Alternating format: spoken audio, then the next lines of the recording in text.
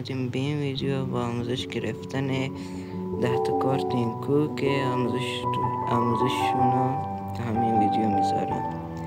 لطفا چنل ما رو حمایت کنید و دکمه سابسکرایب و زنگوله بغلشم بزنید. لیتس گو.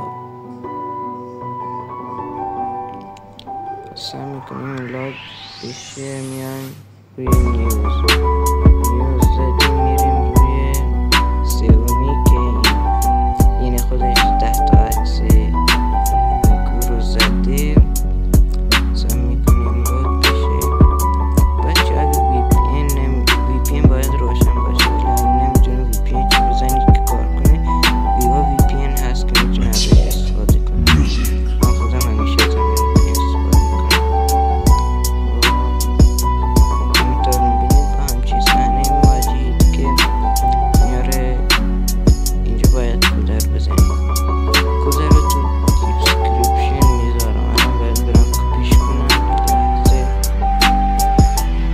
خب واسه من اومد بالا. کدش همینه که تو دیسکریپشن براتون میذارم.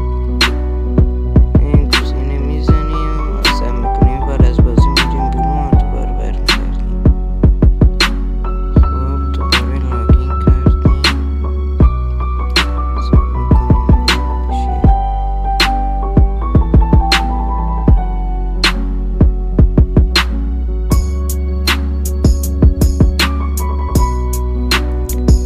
روی پاکت نامه کلیک میکنیم.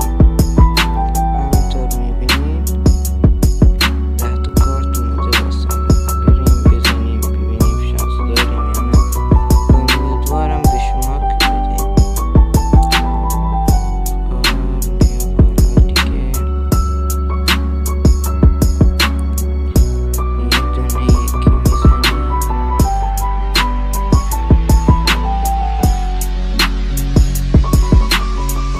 بچه ها بهمون داد.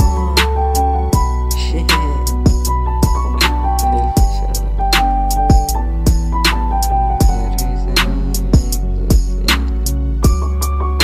بچه ها باگ پیدا کردن. روی بالا سمت چپ روی اون که اومد بزنید بهتون یه چیزی. واسه من دوتا رو همینطوری داد. سومی رو همینطوری داد. بچه یعنی باگ واسه تون پیدا کردم. خواهشن از این باگ استفاده کن. چیز خوبی گیرتون بیاد. شد که بشه. دوتا کار داریم. میتونیم بیاریم بیرون یا نه. بریم واسه آخری که بهمون دیگه نداد. آخریش هم بزنیم. دونه میذارم خودش رندوم بهمون بده. شت 3 تا ونیر و یه دونه سنگ آوردیم بیرون. ببینیم چیزی بهمون میده. بیشتر سنگ میخواد. متاسفانه بهمون هیچی نداد. امیدوارم به شما چیزای خوبی بده و خداحافظ تا ویدیوی بعدی.